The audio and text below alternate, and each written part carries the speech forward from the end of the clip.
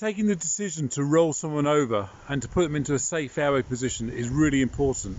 So whenever we have an unconscious casualty, what we must do is give them a stable open draining airway by rolling them from their back onto their side. Taking that decision, however, can't be taken lightly. We're always concerned about the casualties' back and neck and those sorts of injuries, but if they're unconscious, we must roll them. If I roll them on my own, it's quite a difficult procedure. But if I can get help to me and do that with other people helping, then it makes it a fast, safe procedure. So what I'm going to demonstrate here is how I can roll someone over using Good Samaritans who are available. So what you're going to see me demonstrate here is something we call the team log roll. And what you'll see is me at the head end as the first aider. I will do the ABCs, I'll check the casualty's airway, I'll check their breathing, I'll look, listen and feel. I'll check for any heavy blood loss. Then I'll delegate any Good Samaritans available to do the D check. And all the time that they are doing the D check, I'll maintain the open airway, applying something called a jaw thrust. And then once I'm satisfied that we've done the D check, I'll then use my Good Samaritans and I'll communicate clearly with them, and I'll do the roll with the casualty using those Good Samaritans. And all the time, it's really important through that whole process, I keep my hands on the airway and I maintain the airway and I maintain that jaw thrust. Okay, so what I've just witnessed is a cyclist come off a bike in a wilderness sort of context. So the first thing I'm going to do is I'm going to assess the situation and check it's safe. I'm considering now my own personal protection. I pull out some blue nitrile gloves, and the time it takes me to pull these gloves on is giving me a good time to take in the whole situation, because what I don't want to do is make myself a casualty as well. So I'm satisfied it's a safe situation. I've got my gloves on at last.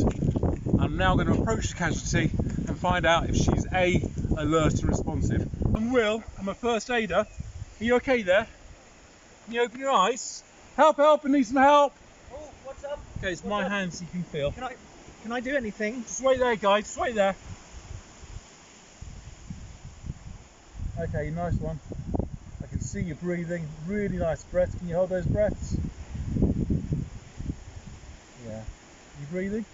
Yeah, you are. Excellent. Okay. I'm Will. I'm a first aider. I guess this lass has just come off a bike.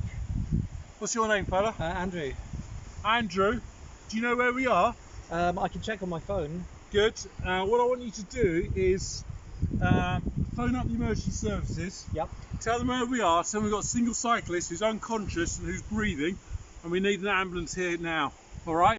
Now is I'm going to start doing the D check for damage, and what I'm doing here is I'm going to check her head myself, and then I'm going to delegate to Will the rest of the checks.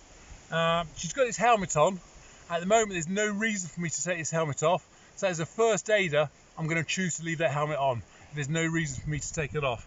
I'll be making sure, however, it doesn't obstruct her airway. So I'm just going to check your head. Yeah, it's looking good. I'm looking in the ears. I'm looking behind the ears. I'm just pinching. There's no pain response there. Checking in the ears, checking behind the ears. I'm checking that neck. That neck feels normal. That's good. Okay, can you still breathe? And she's still breathing. Fantastic.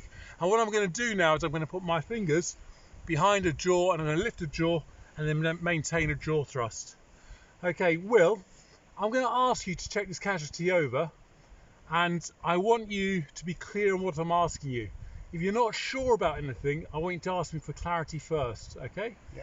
So the first thing I want you to do is just to unzip that jacket a little bit. And all the time I'm giving these instructions, I must let go of the jaw thrust. Open okay, jacket. just open up a little bit. Yeah, that's good. Yeah, you can open up. Okay, good.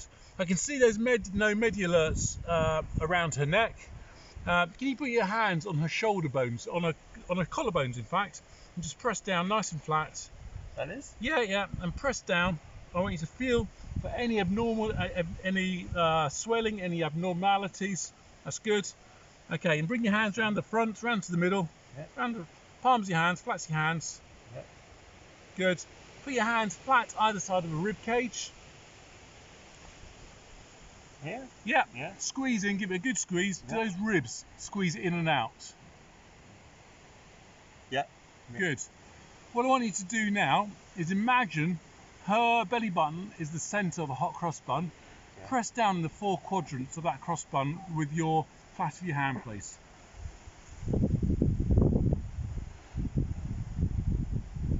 Certainly still breathing. See that? Okay. That's good. Yeah. That feels... Right. Can you check to see if there's anything in the pockets just by putting your flats of your hands on the pockets? Is that Right, empty? yeah. Good. Yeah. Right, what I want you to do now is, you can see there's nothing inside that, there's no blood in there, that's great. Can you zip her jacket up again, please? Yeah. So I'm getting you to zip her coat up again. I'm worried about exposure to the elements, and that coat is providing good protection.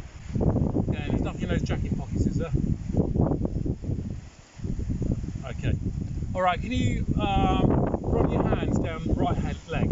So put your both hands flat either side of the leg, and again you're feeling it flat either side, one hand on either side. Run your hand down that leg and checking for any swelling, anything that feels abnormal, anything that feels wrong. How does that feel? All normal? It's good, yeah. Good. Normal. Yeah. You're still breathing? Good. Okay, can you run your hands down the other leg, please? Should I move it or just keep No, it? just keep it still for now. Don't Yeah. move it. Just check it like that. Yeah. What would I do if I found something? Just tell me. Okay. And does that all feel normal?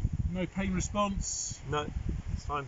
Okay, I'll tell you what I'd like you to do now is to go down to that side over there, down to the end. That's brilliant. Come towards me a bit. Right. Come towards me. Supporting her lower leg, just pick it up and draw it towards you. If it feels like any creaky or anything wrong, just stop, okay? Yeah. So pick both your hands around that lower calf, Yeah. pick it up and draw it towards you. So the 2 toes are pointing upwards. Carry on. Yeah. Pick up a leg. That's it. Draw it towards you. Does that feel normal? Yeah. Good. Get each leg lying side by side. Fantastic. Come around this side again. Right. So what I want you to do now is starting with the shoulder. Run your hands down her arm. Yeah. So checking any lumps, bumps, anything that might feel wrong. Hands either side of her arm. That's it. Good. Does that all feel normal? Yeah. Good. Keep going all the way down. Check her wrist, and I want you to check for any medulars, any bracelets around her wrist. Do her hands look normal? Yeah. What am I looking for? The hands? Anything that might be swelling, anything Yeah. wrong, anything cuts, anything broken. No. And do the same on this side. You want to come round, by all means come round. Okay. Good. Run your hands down.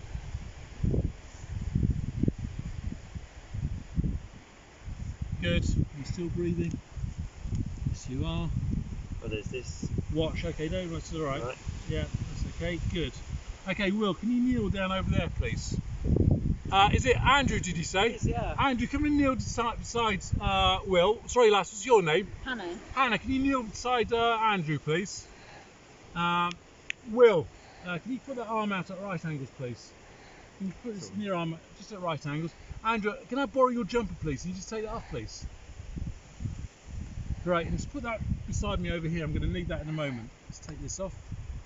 Okay, so I'm going to take your glasses off, lass. Just going to have a look at those eyes as well before I'm going to do that final check. And just put your glasses by your head. And so what I'm going to do here is I'm going to check the eyes and check that the pupils are equal and reacting to light.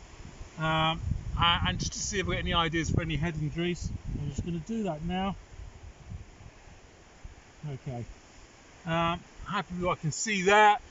Okay, Hannah, what I'd like you to do is to kneel close to this lass and put your right hand under the casualty's far ankle. That's good. So under the ankle, not under the heel, under the ankle. That's good. And put your left hand over her far knee. That's brilliant. Bring that hand up towards me a bit. That's good. Andrew, kneel up close against the casualty. Put your right hand on the casualty's lower knee. So your right hand, so your thumb is touching Hannah's thumb. Brilliant. And can you put your left hand above her hip? Good. Bring it towards me a little bit. That's great. William, can you put your right hand on her hip so your thumb is touching Andrew's thumb? Brilliant. And can you bring the casualty's hand over here so the back of her hand is against her face, please? great. I'll put that in there. In that hand. Okay. And put your left hand on the shoulder. Guys, I'm going to give the command 1, 2, 3, roll. On the word roll, we're going to roll the casualty towards you really, really slowly. Okay, so we're protecting her spine here. So what I want to do is really carefully and really slowly. Okay, 1, 2, 3, roll. Good. Keep going, keep going, keep going, keep going. Pause there. Alright, good. Just going to take the passes up. What I'm going to do now is I'm going to tease this pillow in. So I'm trying to keep the spine in line. I'm now ensuring the treatment's effective. I'm checking that she's got an airway seal, and it's a draining airway, it's pointing towards the floor. I'm checking that she's breathing, I'm looking, I'm listening, I'm feeling, and I'm satisfied that she's breathing. So it's a stable, open, draining airway. I'm checking her back, I'm checking her back pockets, there's nothing in there, and if I had some sort of insulation, I've been now wrapping that up. So just to be clear, even if I suspect a neck or spine injury, I will roll the unconscious casualty over onto their side. I do this in order to give them a stable, open, draining airway. And if we think about it, someone who's just come off their motorbike at say 80 miles per hour or fallen off the rock face, the accident, the mechanism of injury that would cause that injury is going to be far worse than me and a team of people carefully and slowly rolling that person over onto their side. And by rolling them onto their side, it means that if they start vomiting, they won't drown in their vomit, and it means that if their muscles relax to such an extent that their tongue flops back to the back of the mouth, that it won't block the airway. So long as they're on their side in a stable, open, draining airway, they're as safe as they can be as an unconscious casualty. I would never do this to a conscious casualty. I'd only be doing this to an unconscious casualty.